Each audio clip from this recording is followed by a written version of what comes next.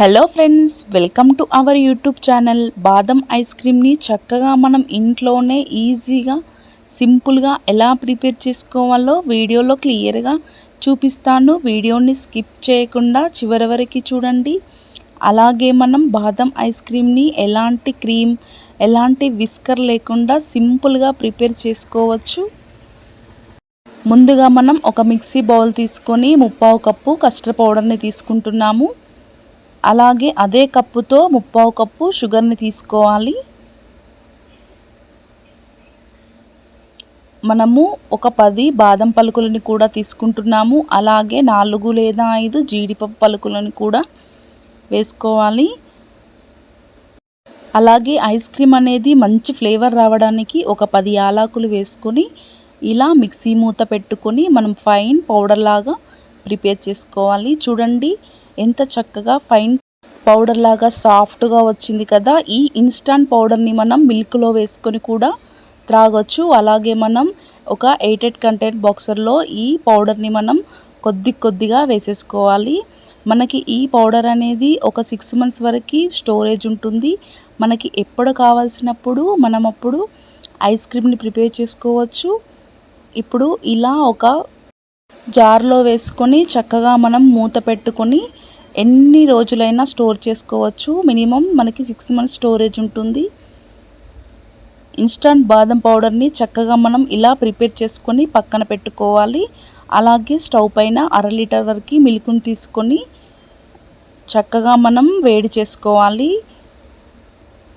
మనకి మిల్క్ అనేవి ఇలా చిక్కగా ఉంటే ఐస్ క్రీమ్ అనేది చాలా స్మూత్గా వస్తుంది. ఇలా ఒక 5 మినిట్స్ మరిగిన తర్వాత చక్కగా ఇలా పైకి ఒక పొంగు వస్తుంది. చూడండి మనం పాలు అనేవి చిక్కగా మరిగించుకోవాలి. మరొక పక్కన మనం ఒక స్టీల్ బౌల్లోకి 1/2 గ్లాస్ పాలను వేసుకొని మనం పక్కన పెట్టుకున్న ఇన్స్టంట్ బాదం పౌడర్ని కొద్దిగా ఒక 4 స్పూన్స్ వరకు మనం యాడ్ చేసుకోవాలి. మనకి స్వీట్నెస్ ఎక్కువగా కావాలనిపిస్తే మరొక 1 టేబుల్ స్పూన్ బాదం పౌడర్ని యాడ్ చేసుకోవచ్చు.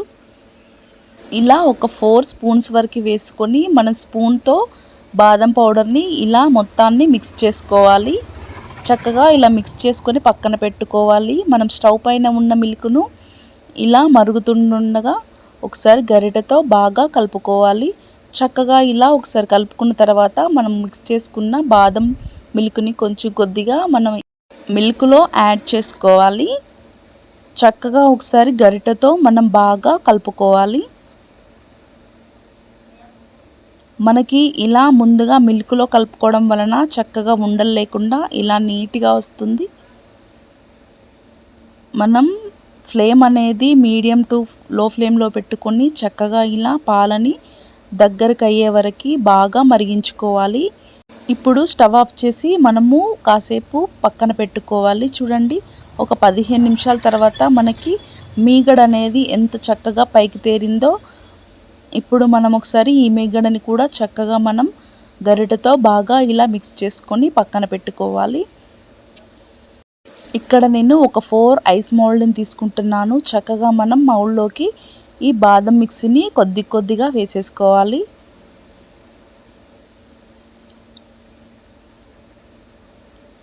మనకి ఐస్ మౌల్డ్ లేకుంటే మన గ్లాస్లో అయినా వేసుకోవచ్చు. చక్కగా మనం గ్లాస్లో వేసుకున్న మనకి ఐస్ క్రీమ్ అనేది ప్రిపేర్ అవుతుంది. చక్కగా మనం ఐస్ క్రీమ్ పైన ఇలా మూతని కవర్ చేస్తూ ఐస్ స్టిక్స్ని కూడా పెట్టేసుకోవాలి. ఇలా మనం 6 గంటల పాటు ఫ్రిడ్జ్లో పెట్టుకొని ఫ్రీజ్ చేసుకోవాలి. చూడండి ఒక 6 అవర్స్ తర్వాత మనం ఇలా వాటర్లో డిప్ చేసుకొని ఐస్ క్రీమ్ని చక్కగా తీసుకోవాలి. చూడండి టెక్స్చర్ ఎంత క్రీమీగా వచ్చిందో. మనకి బయట ఎలా ఉంటుందో ఇలా ఇంట్లో ప్రిపేర్ చేసుకున్నా కూడా చక్కగా అదే విధంగా మనకి ఇంట్లో కూడా ప్రిపేర్ అవుతుంది. ఒకసారి ఈ విధంగా ఇంట్లో తప్పకుండా ట్రై చేయండి. చాలా టేస్టీగా ఉంది. ఇప్పుడు మనం డ్రై ఫ్రూట్స్తో గార్నిష్ చేసేసుకుందాము. చూడండి నేను ఇక్కడ పిస్తాతో గార్నిష్ చేసుకుంటున్నాను. ఈ ఐస్ క్రీమ్ అనేది మనకి బయటకున్న విధంగా చాలా టేస్టీగా ఉంది. అలాగే మనం ఇలా ఇన్స్టంట్ బాదం పౌడర్ని ఇంట్లో ప్రిపేర్ చేసుకుంటే ఎప్పటికప్పుడు మనం ఇంట్లోనే ఇలా మిల్క్లో కూడా వేసుకొని పిల్లలకి ఇస్తే చాలా ఇష్టంగా తాగుతారు. మనకి ఒక 6 మంత్స్ వరకు ఈ ఇన్స్టంట్ బాదం పౌడర్ స్టోరేజ్ ఉంటుంది.